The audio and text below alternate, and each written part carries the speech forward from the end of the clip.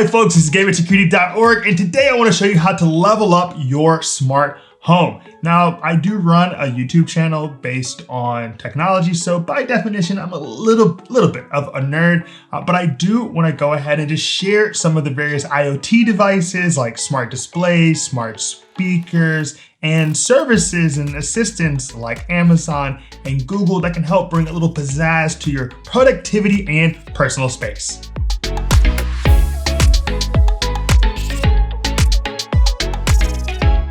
Now, before I get started, please go ahead and mute all of your devices so that I do not trigger them with what I'm about to say. Now, the three biggest players in the game are, of course, Apple HomeKit, you've got Amazon and Alexa, and you've got Google and Hey Google. Now, this is the first thing that people think about when it comes to their smart home, and I would say the two most important elements of any assistant out there. So one is, of course, the ability to interact with the various devices in your home just using your device. And the second half of that is the ability of those devices to also interact with one another and tell you when something is happening. So if I have my AirPod Maxes on and I'm listening to music or something, well, I don't really have to worry because I know that this device can actually cut in and say, hey, someone just opened your front door. So these are really important elements because it's not only what you're doing, but also what those devices can do for you and their interactions with each other. Now, of course, all of these smart assistants come to life with their smart speakers and smart displays. Beginning with Amazon, probably the most ubiquitous out there. I mean, everyone has one of these little pucks in their home. So if you look, you have also elements like the Amazon Echo Show 5.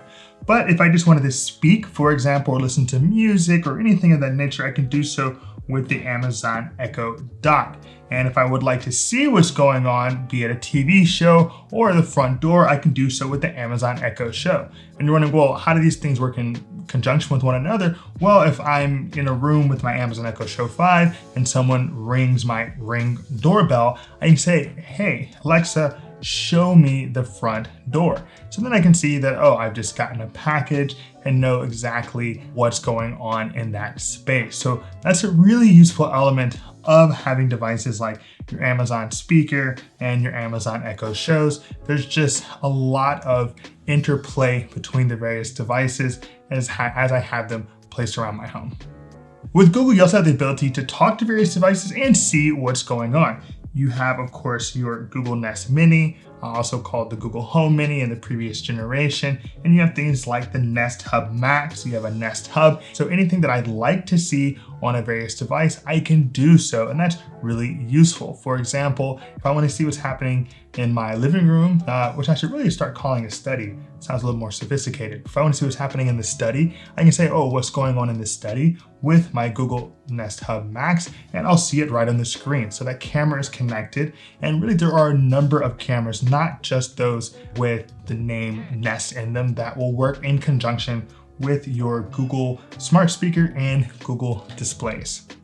Now, the final big hitter in this arena, of course, when it comes to smart speakers and smart displays, is going to be with Apple. Now, they're the latest comer to the game, just recently having released the Apple HomePod Mini, which is, of course, the smaller version of the Apple HomePod.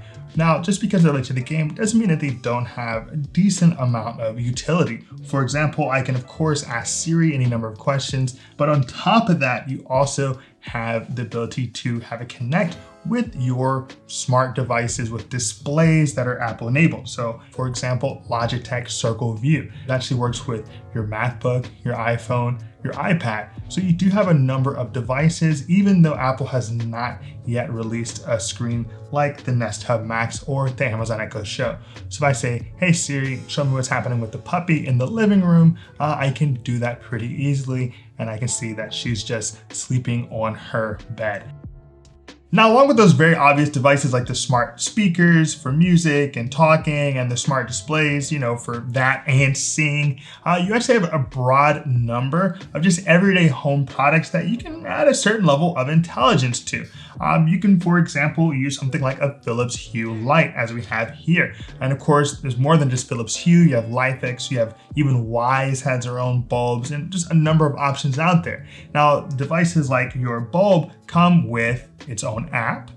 So if I want to turn this light blue, I can do so inside the app, but it also works within those smart ecosystems. So Google and Alexa, I can actually set it up. That goes as well for a smart plug. Smart plugs are really useful in that they adapt pretty much any device into a smart device, because you can decide to turn something on and off. In my case, it's typically things like fans or humidifiers. Allows you to get a little bit more utility out of your devices. Now, another thing that I have, of course, incorporated into my smart system is a thermostat, because I really know how cold it can get here in Brooklyn, and that's something I want to stay on top of. So the ability to actually use various mobile applications or use my smart ecosystem to really save money in terms of heating it, when I'm not here, that's costing me money, or, cooling it when I'm not around in the summer. I really do appreciate the ability to control that from basically anywhere in the world.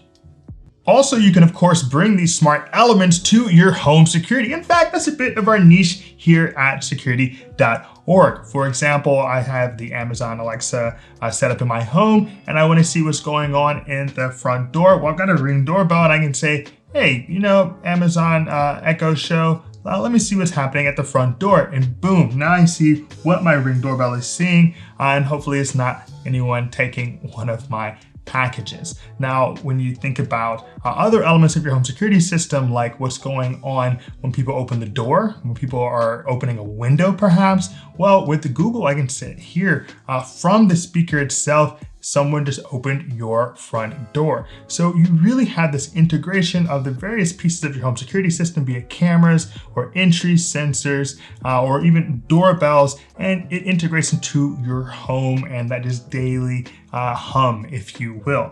And beyond just those types of systems, for example, like Logitech Circle View that works with your Apple iPad Air, you also have systems that work on their own in a smart sense or in conjunction. So you have things like LIFX. Now this is the LIFX Home Center that you can actually connect with Wi-Fi cameras and other elements of your LIFX system like a doorbell. And now you can say, LIFX, show me what's going on at the front door. So even beyond the big three players, really, smart home security companies are bringing their own elements into the system that can work beyond just those big three, LIFX being one of them.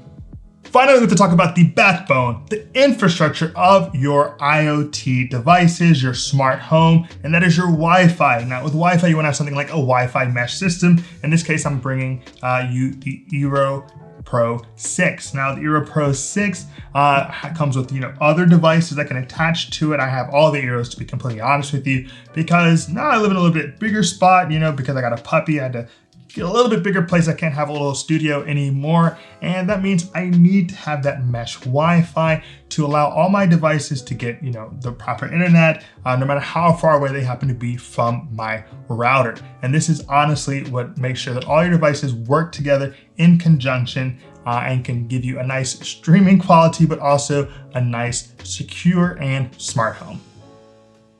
All right, so there it is. You've made it through our leveling up of your smart home. Now, we've gone over our big three in terms of Apple, Amazon, and Google and what they can bring to the table, and just a lot of the other devices, not directly from these companies, that can really help make your overall home experience a little bit more convenient, a little bit more comfortable, maybe even a little bit more productive. And that's what we aim to do here at Security.org. So if you appreciated today's video, give us a like, maybe drop us a comment. I'll be sure to get back to you. Or, even subscribe to our channel, Security.org. We're bringing you the newest in home and digital security each week. Well, this is Security.org. My name is Gabe. Be secure.